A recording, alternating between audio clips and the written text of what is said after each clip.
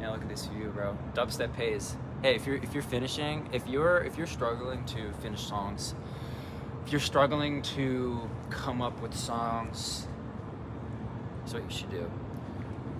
There's two aspects to this.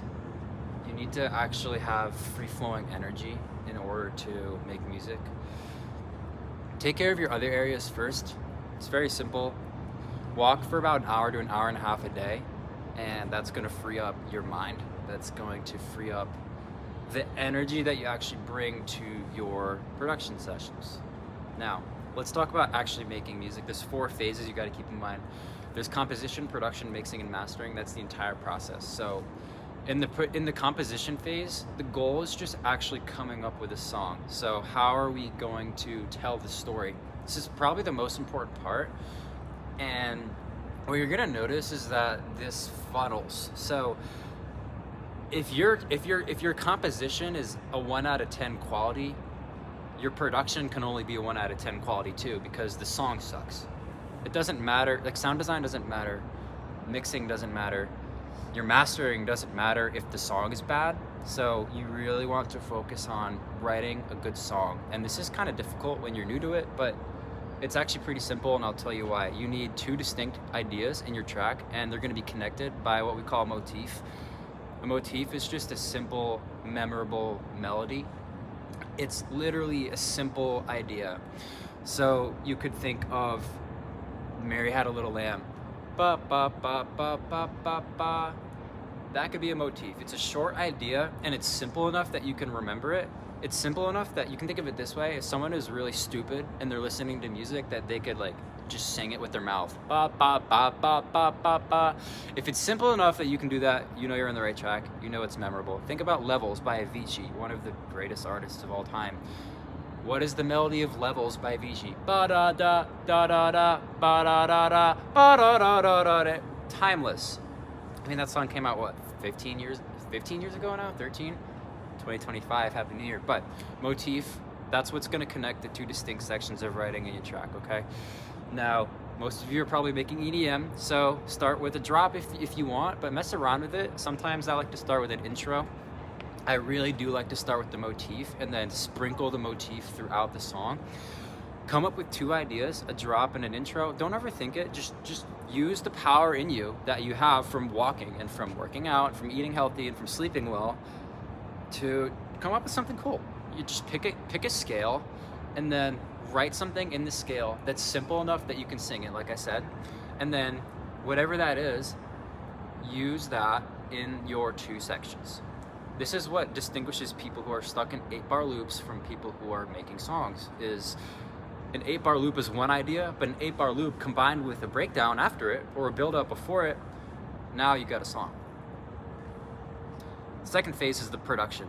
And so actually, I did skip something. So with one more thing with the composition is we're gonna make sure we structure this now. So you have your 2 ideas, you have your motif. For example, we could do like bum bum bum bum ba bum bum ba ba da ba dum. That could be your motif. Da ba ba ba ba da ba ba ba ba ba da. Really simple, kind of swung. That would be maybe a swing, like a mid-tempo type of track. Really simple stuff. You can see how I can sing it. That's memorable. And I can make a whole song out of that. Put some saxophones, put some trumpets.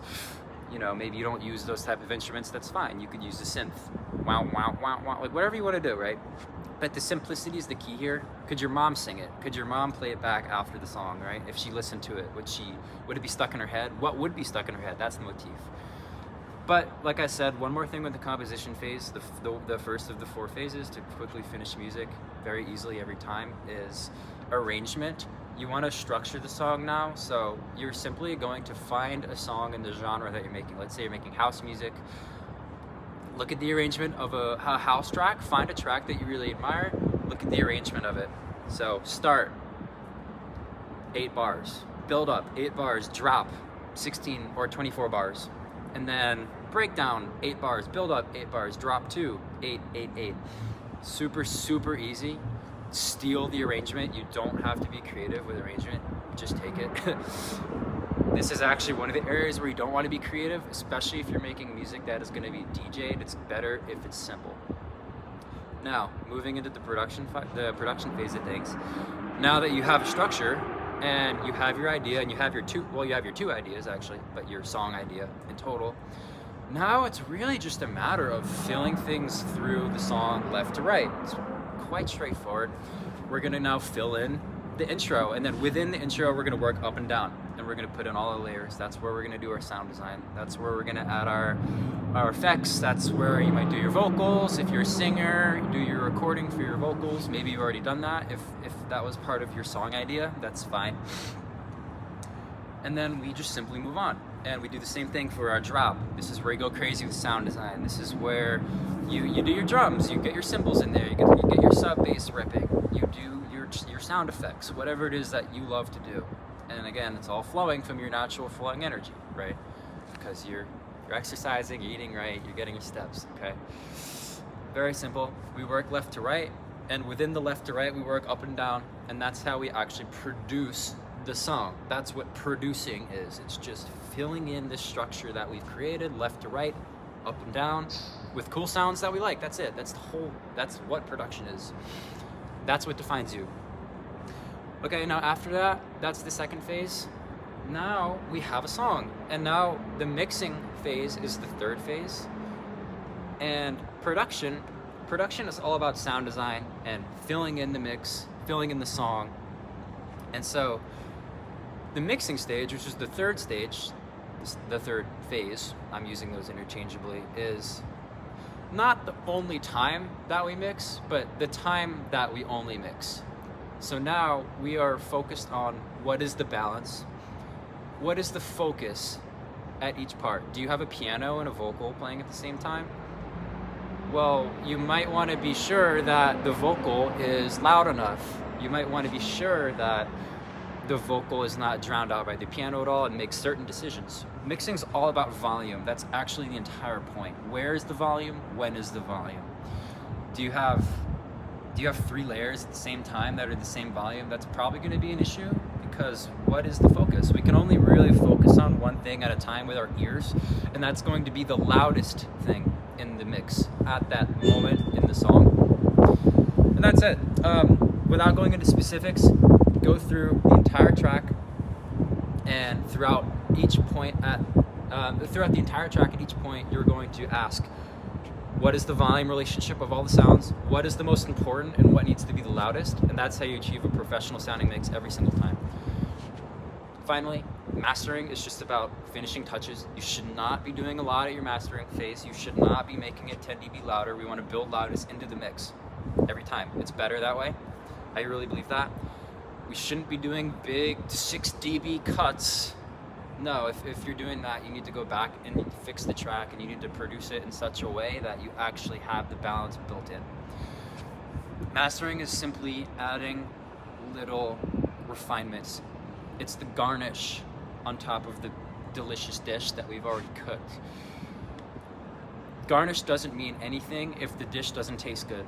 But if the dish is delicious, garnish makes it even better. That's mastering. Think 1, 2, 3 dB changes tops, but I really wouldn't push 2 dB. If you find yourself needing to do more than 2 dBs of shifts, I would go back into your song, really ask yourself how you can fix that problem before the mastering stage. But this is why you should master, why you need to master, because it's going to teach you what's wrong with your mix and your production.